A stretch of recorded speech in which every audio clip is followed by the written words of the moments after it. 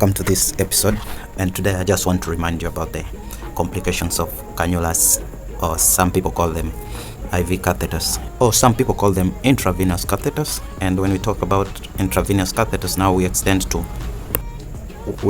to arterial line, central venous line, like the subclavian vein line, femoral lines, jugular vein lines, So we should always be watchful about these complications. Number one, and the most common and dangerous one, is air embolism. That is blockage of blood vessels by air bubbles. Usually sometimes it's CO2 that blocks blood vessels. And then we have infection, because this is an invasive procedure. We should be sterile, and sometimes we don't keep sterility, we don't keep it hygienic, so it creates a site of entry for microbes, and this causes infection. We have phlebitis, that is inflammation of the veins because of the bacteria that enters through those sites. Then we have thrombophlebitis. These are usually clots that now forms in the inflamed veins.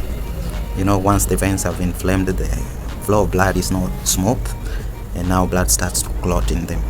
So we have hematoma, that is sometimes when after 3 days or 2 days of IV cannulation or catheterization, you find that around those areas of central line or of arterial line or cannula insertion, there is a collection, like coloration of the skin. So this is usually hematoma, and that is a pool of blood that has collected around that area. So these are complications, and sometimes they might create infection, or they might create blockage in the blood vessels. So quick attention has to be taken. You should pull the catheter out of the cannula, and now try to look for another place while keeping it clean, free from infection. We have hypovolemia, that is intravenous fluid overload. So fluid volume overload, when you give too much fluid from the IV. Some people now don't know how to control, or they don't use this giving set properly, or they don't use the machines that are available, like syringe pump and the infusion pumps. And then we have a critically induced anemia.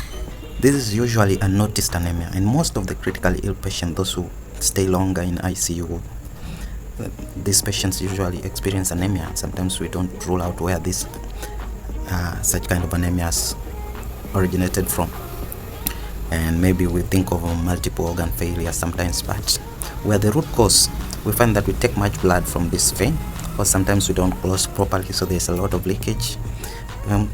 People don't consider taking 20 cc, 30 cc, 40 cc, sometimes 100 cc per day, because a doctor will come, a nurse will come, multidisciplinary team will come and take blood from this central line. And at long last, as patients stay here for more than 30-40 days, they experience anemia. So we must be watchful. We have skin coloration, abrasion, and rashes. This is around the IV area, where we plug our plasters on the skin. We don't consider cleaning them, so we end up with abrasion and rashes in these areas. We have nerve paralysis, like when you perform poor site injection. When you inject to the wrong place, you might inject the radio nerve and cause trauma, and this might cause paralysis. Those of gluteal, you can cause paralysis. And then we have post-traumatic stress disorders. These are endless pain. Mostly studies have shown that around 69% of the patients that were admitted in the ICU or stayed longer in the ICU experience PTSD due to injections, multiple injections. And even in children, pediatric, the pain that they get during injection, because this kind of injections are not done with local anesthesia. So usually people end up with post-traumatic stress disorders. Thank you for watching, and do not forget to subscribe. Stay tuned for other videos.